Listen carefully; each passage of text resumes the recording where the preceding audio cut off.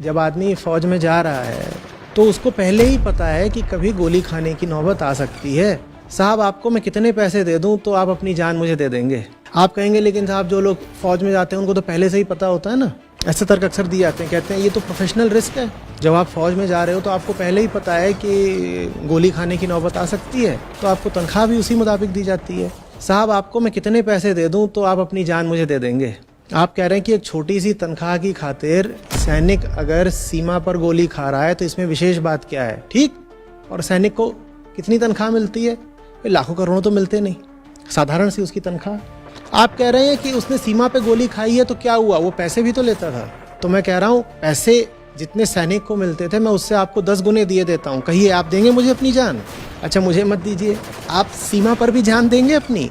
आप तब भी नहीं देना चाहेंगे। तो लोग कहते हैं कि नहीं हम नहीं देंगे। पर सैनिक भी कौन सा जानते बूझते देता है? वो कौन सा मरना चाहता था, वो तो गोली लग गई। नहीं, ऐसा नहीं होता है। उसे पता होता है कि वो जो काम कर रहा है, जिस मिशन में जा रहा है, जिस अभियान पर निकला है, उसमें निश्चित रूप से खतरा है। आप कितने भी तर्क दे लें, थोड़ा अगर आप सद्बुद्धि लगाएंगे तो आपको मानना पड़ेगा कि आदमी का जो गहरे से गहरा तादाद में होता है वो होता तो शरीर से ही है ना।